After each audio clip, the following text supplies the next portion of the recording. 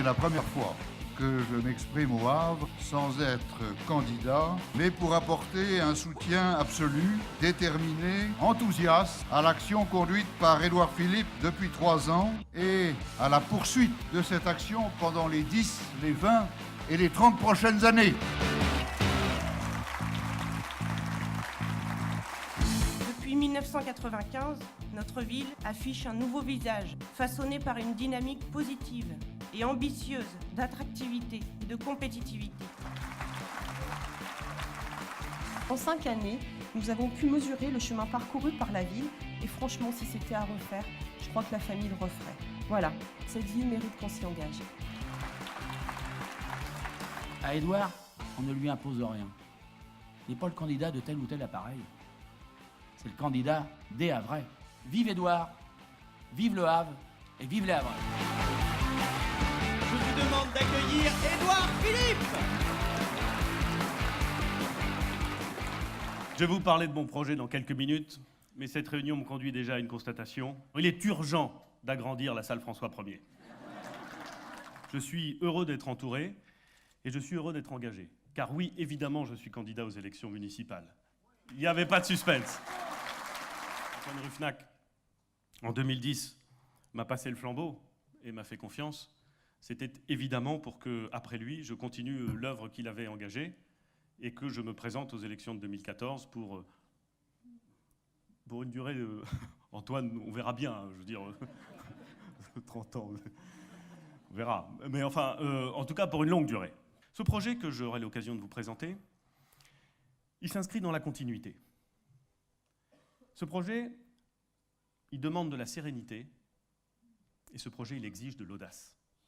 On conduit une ville, et notamment une grande ville, avec une vision claire d'où on veut aller. Et la vision claire de où je veux aller, c'est la même que celle d'Antoine Ruffnac. Le deuxième mot sur lequel je voudrais insister, le deuxième élément qui va nourrir ce projet, c'est la sérénité. Nous devons apporter, dans ce monde qui est inquiet, dans notre société qui s'angoisse, où la colère gronde parfois, nous devons apporter de la sérénité. Et puis le troisième mot que je voulais indiquer, c'est l'audace, la nécessaire audace. Vous allez me dire, sérénité et audace, est-ce que c'est compatible? J'ai trouvé chez Napoléon la réponse à ma question. Napoléon disait, enfin en tout cas c'est ce qu'on me dit, l'art d'être tantôt très audacieux et tantôt très prudent est l'art de réussir. Eh bien, mesdames et messieurs, je vous propose que nous réussissions ensemble, avec prudence, mais aussi avec audace.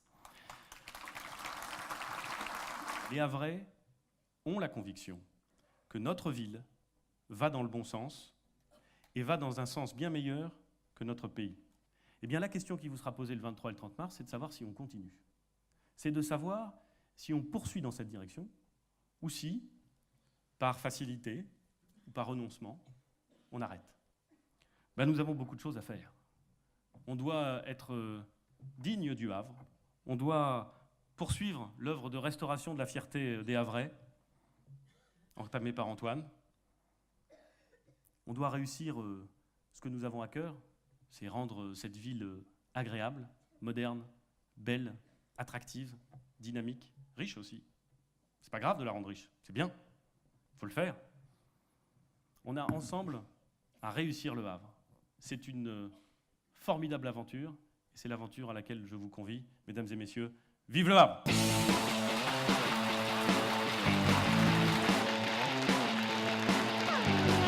repars pleine d'énergie. Il y a un projet pour le Havre impressionnant. Ça montre la vivacité et l'envie de redonner un dynamisme et un nouveau souffle à cette ville. Et ça donnait vraiment l'envie de le suivre, quoi. Une suite logique avec Monsieur Ruffnac. Cette ville a vraiment un futur et je pense que Édouard est vraiment la bonne personne actuellement pour donner cet élan. Édouard, il faut y aller, il faut continuer comme ça. La réunion de ce soir était magnifique.